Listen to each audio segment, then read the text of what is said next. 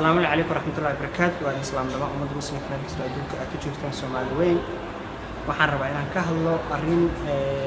maalmahan oo dhan social media hawleeyay isku haysteen oo aniga iga hadlayso oo ku saabsan sababta uu u baaqday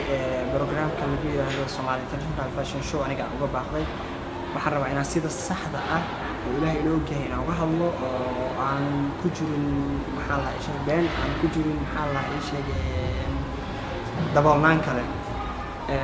horta daasharaxa programkan sababta aan u imid horta waxay invite gareyn ama casuumaad soo taqaanaan bal isoo casuumay casuumaad ku imaaday oo marka laga hadlaayo dad baa ka soo hadlay lacag buu qaatay markaasuu programkan kama qayb galin arrinta lacagta ah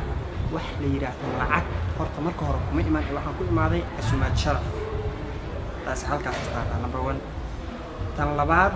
maxaa la ii sheegay horta waxaan rabaa inaan saddex u kala dhigo waxaan saddex ugu kala dhigaa tan koowaad aan rabaa inaan ka hadlo horta waxa la yiri qofku markuu caloosha ka baahan yahay uu dhargi karaa oo markuu cunto cuno ku dhargaa hore ugu sii socdaa laakiin markuu qofka qalbiga ka baahan yahay qofka qalbiga ka baahnaado waa wax adduunka ugu daran marka qofku markuu qalbiga ka baahan yahay markuu maanta hadda markuu duhurnimada qadeeyo waa inuu ka fikiraa maxaa hadda casirka asaliye ka dhigan lahayd maxaad ku casheen lahayd caawda maxaa biri ku quraacan lahayd maxaad ku qadin lahayd maxaa weyn dad ku casheen lahayd marka intaas si uu u helo waa inuu been sheegaa waa inuu wuxuu doono ku hadlaa waa inuu wuxuu sameeyay ku hadlaa inta ka soo hadasha programkan hadda baaqashada programkan aan ka baaqday qof ku soo hadla ma jiro wax runa qof ku soo hadlay wax sax maanta oo la hubay iyo wax meesha ka dhacay qof ku soo hadla horta ma jiro marka waxaan leeyahay tan number 1 waxa uga baxayaa qofku markuu caloosha ka baahan yahay uu dhargi karaa laakiin markuu qalbiga ka baahan yahay ma dhargi karo waa inuu wuxuu doono sameeyaa been iyo wuxuu doono taas halkaas uga baxay tan labaad aan rabaa markii aan galo tan labaad waxaan uga hadlayaa arrinta sida saxda ah ee khilaafka ka imaaday sababtay ku dhacday aan ka hadlayo horta number 1 aniga waxa ii soo diray rag baczuumaad ii soo diray hadal rageed baan ku soo baxay go'aan rageed baan ku soo baxay go'aan rageed aan meeshan ku imaaday nagoo imaanay hotelka degan markii la gaaray xilliga habeenkii inaan isdiyaarino ahayd hoos aan u degano hotelka aan deganaa la kaliya xaflad lagu dhigay marka hotelka inaan hoos u degano xilliga laga rabay inaan hoos u degano ka qayb galno programka baa gabar imaaday gudaha noogu soo gashay markaas waxay dhahday salaamu calaykum iyadoo gabadhii muransan markaas waxay dhahday waxaan rabaa waxaan gabadhii iyadoo waxaan u soo invite gareeyay dayax inuu u heeso nin athink madax ah oo meeshan joogo oo ka soo qayb gala programka waxay tiri waxaan u soo casuumay inuu ninkaas aniga igu heeso أنا وفهم ويا هذا الكميلش يسوع سوي لكم إذا بناك جوجين أنا جودها كجرو قولك أيق مركب ماشي كبناك يكون مرمين أيق يا مرمين مركب أنا ما بقولين بوا هوش اللي مستن هوس أودجنا مركب أنا هوس أودجني للربيع حفلة دي نوعا لما انتهى الباب بس أنا كقولنا ماشي بس إسكون ديارين الحياة بس الموضوع كل بسنة وحير أنا مركب تاجنا قبل ده تاني يقول صلاة تنور ما داني حاسس كذا ماشي أصل تاجن مركب نوع ما ده يحيي السلام عليكم haddii ay ka qayb galayso programka waxa shardi ah inaad television bay sheegto magaciisa aynu ma aqaano laakiin televisionkaasna inaad berito waraysi siiso isxaan ay excuse me sister maxaa u baahan tahay yaana tahay intaas ka timid intaas ka socda waxay tiri qofka programkan watay gabadha programkan dhan wadatay waa aniga marka aniga hadal ma furin ma xiri waan ka anagoo yani jawaabteeda diidan bay isku imaadeen ayaga markii isku imaayay dadka programka watay ee ay isu casuuntay ayaga iskhilaafeen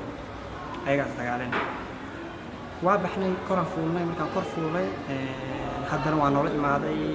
waxaa la yiri maadaama wiilki adnaan la dhahaan isu casuumay adnaankii ay imaaday wuxuu dhahay madaxayga fiir wajigayga fiir madamba khilaaf xaggaas ah ma dhici doono markaan soo laabanay anagoo hotelka u baahan haddana mar labaad inaan galno baa wiilashii ka mid ahaa ayagana programkii baa ani gabadhii xaggeeda jiray oo haddana ii sheegaan inay gabadhii iyagu islahaayeen marka xaggeega soo aadna iga raali ahaa waxaan u baahanahay inaan program ka qayb galo marka ha ii soo dhawaanin oo xaggaas iga tag wiilkii markaas maxaa la ii sheegay anaga iskhilaafnay iyo wiilkii kale oo aniga soo dejiyaa isu aamurmeen markii murankiiba wuxuu ku dhamaaday inay iyagu intii soo baxaan iska isku dalbadaan ay isu dagaalaan programka meesha ku dhamaaday qaybta labaad xaggaas uga baxay marka programka laga hadlaayo waxaan rabaa markii inaan midda saddexaad u gudbo oo beenta ay dadka magaalada wareejinayaan iyo social media iyo YouTube meel walba ay wadaan waxaan rabaa inaan taas si sax ah marka uga hadlo ee dadku ka hadlayaan waa arrinta farxiyo tan saddexaad ku soo gabagabeyn doona horta farxiyan waxaan kaga sheegayaa horta habeenkii ilaahay baa ila ogiyay rasuulkiisa wax beenana kuma daraayo farxiyo inta aniga sawirka ila galaysay ee iyada inta sawirka la galaysay ayadaaba iga badneenba aniga oo qofba aan ima rabinba ayada dadku dhan ayada sawir la galayeen oo ayada famous kale ahaydba so waxaad tiraahdeen gabar baa intay dayax u imaaday ay tiri sawir baa kula galaayo wuxuu yidhi dayax intaa marka hore farxiyo intay ka soo fasax qaaday horta maanyaradaas iyo caqliyaradaas iyo fudeedkaas iyo hadal daciifnaantaas qof ay ka muuqato oo u dhashay oo lagu yaqaanaba ilaahay igama dhigin oo ma ihi tan labaad marka arrinta farxiyo ka hadlaysaan farxiyo kalsoonida ku jirto ma aha meel inta la yimaado gabar tiraahdo sawir aan kula galo qof maxaa lahaa isha ka soo fasax qaaday kalsooni darradaasna ma haysa annaga farxiyo waa boqorad sidii boqoradii oo kale u nooshahay ragga intay meelaha soo fariistaan arrinta farxiyo ka hadlaayo oo aan xishoonin gabar dumaashadoodu aanan hadlin oo aanan inay ka hadlaan inay qalad tahay ku hadlaayo farxiyo waa rag yani raggaasi ka hadlaayo waa ragga ula nool xaasaskooda sida jaariyada ajnabiga oo guriga uga shaqeysa xaasaskooda ula nool yihiin tan uma baahno hadal waxay u nooshahay sida boqoradii nin jecel ay haysataa alxamdulilah waxaasoo dhan kalsoonida ay qabto aan wax walba ka weyn kalsoonidii qabtana heerkaas daciif uma aha inay tiraahdo gabar sawir hala gelin iyo qof taageerayaasheedana iyadaaba igu dhiirigeliso igu soo dhaweyso tiraahdo teeda kale dadka aniga taageer iyadayba iga jecel yihiinba aniga oo saxda ah marka assalaamu calaykum waraxmatullahi wabarakaatu waa mahadsantihiin dadka faaniskay ah waxaan hadalkay kusoo gabagabeynayaa oo hadalkan oo dhan aan kusoo afjari doonaa hal eray inaan isticmaashaan wixii sida dayax si qaldan ula hadlaya aragtaan hal eray bilis isticmaalatan anaa keensan qofku markuu caloosha ka baahan yahay wuu dhargaa laakiin markuu qalbiga ka baahan yahay ma dhargaayo thank you